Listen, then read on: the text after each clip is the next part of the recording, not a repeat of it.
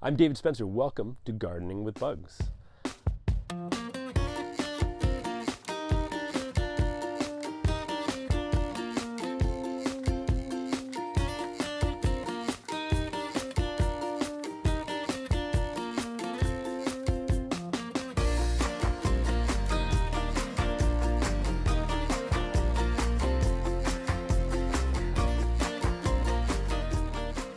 If you've just stumbled upon this YouTube channel and you're wondering why gardening with bugs when I'd rather be gardening without bugs, well, I hope you stay tuned because I've got a lot to share with you.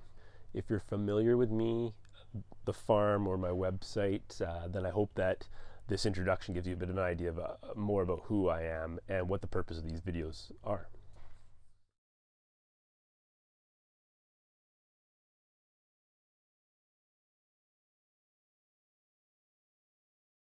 What I hope to achieve with this YouTube channel is to provide information that sort of bridges the gap between two of areas of my expertise. One is I've been a lifelong gardener, everything from when I was a kid to now running this hobby farm. I've always sort of had this idea that gardening is more being a facilitator of life than it is just you going out and doing things, really promoting that bioweb.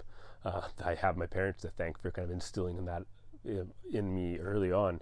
But the other side of it is I produce and sell beneficial insects. So that career has forced me to know pests inside and out, the predators inside and out, and it's allowed me to talk to growers all across North America, even in Europe in some cases, and everything from like dungeon-like basement cannabis to some of the biggest greenhouse operations in North America. And so I have this ability to ask questions of these growers. Like, sure, I'm there as the expert for pest management, but I have the opportunity to ask all sorts of things. I usually end up asking more questions than I'm giving answers for. So I have sort of this background knowledge that I've borrowed from these growers. Things like there's generational knowledge in some of these greenhouses, and some people are just so academic that it's humbling. But what I find is there's a disconnect. There's standard practices, just stuff that's just well known amongst commercial growers that's not being utilized, and it can be on the home scale. And it's really obvious on things like Facebook forums where people are discussing like how to get rid of fungus gnats, and there's a million sometimes silly responses, whereas really the commercial applications of Stratiolaelops scymatus is the standard, and it can be done at home too. So simple things like that, I hope to kind of bridge the gap here. But also, it's just the gardening's been a love of mine. The website started off as just sort of my own journal. I just like to take more pictures than just write everything down. So I was sort of documenting what I was doing week per week on a planting schedule, and posting things about bugs, and people loved that. So I think ultimately what I want this to be is sort of an opportunity for anyone to kind of tune in if they want to learn about specific pests, specific predators, some things you can do in your garden to mitigate pest problems.